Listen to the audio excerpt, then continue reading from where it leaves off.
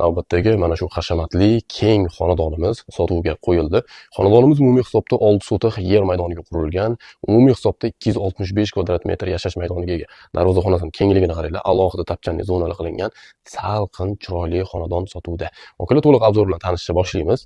6 sotix yer maydoniga ega, 6 ta xona, 2 ta hol, podval hamda oshxona, 3 ta sanuzeldan iborat bo'lgan hovlimiz fasadlarini qaranglar. Faqatgina o'zi fasadi tish qolgan, ya'ni chiroyli bruschatka va fasadlarni travertin qo'rsanglar, juda ham shinamgina xonadon bo'ladi. Zеленый zonalari bor. Bu tarafda kattagina bog'i bor ekan.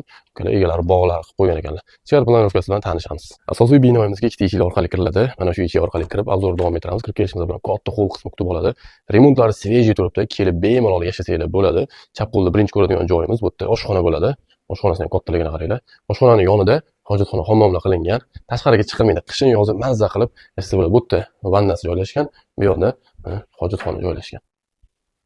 Bu yoqda oshxona, oshxonaning tagida podvoli bor. Podvolning ham kengligini ko'ryapsizlar, kattagina podvol qilingan, yaxshi sifatli xonadon. Mana bu joydan holdan o'tganda chap qo'limizda o'zi aslida bu xonamiz kattagina mehmonxonaga mo'ljallangan, lekin egalari vaqtinchalik yotoqxona sifatida foydalanishar ekan. Ikkinchi qavatga ko'tariladigan zinalarimiz, pastda yana bitta alohida xona bor. Uni ham bemalol yotoqxona sifatida foydalansanglar bo'ladi. Ikkinchi qavatda ko'ramiz.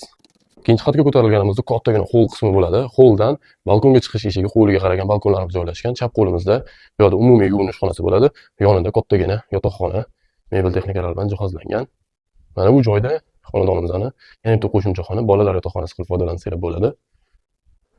Ikkinchi qavatimiz o'zida umumiy hisobda 4 ta xona bor. Bu yerda mana mehmonxona, xonalarning kattaligini ko'ryapsizlarmi? Hozirgi yangi qurilayotgan uylardan ancha-muncha aqlli, sifatli qurilgan, pishgan g'ishtda qurilgan, kadastrlari tayyor, katta keng hovli so'raganlarga ayni muddao bo'ladi.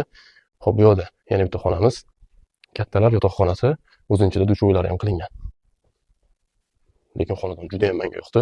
Egalariga alohida chiqib tepasida baraka qilsalar bo'ladi. Nazarbayda joylashgan 8-maktab ro'parasida, Notarius ko'chada desa hamma biladi. Shu ko'chamizda yangi maktab qurildi. Shu maktabning yonginasida orientirga shu yangi maktab olsak bo'ladi. Egalariga alohida chiqib tepasida baraka qilsalar bo'ladi. Mahallamizda suv, svet, gaz, kommunikatsiyadan muammo yo'q.